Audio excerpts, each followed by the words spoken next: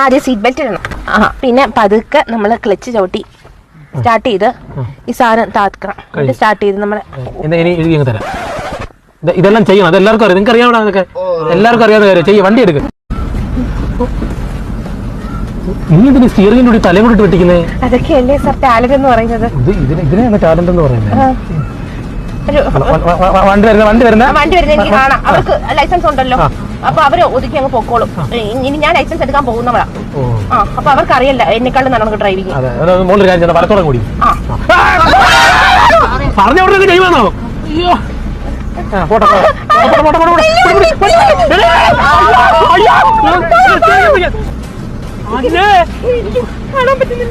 ഇങ്ങനെ വെച്ചെന്തോ കാണുന്നേ?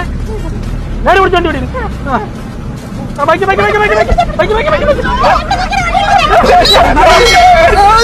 കൊല്ലാനാണോ നീ കയറിയ?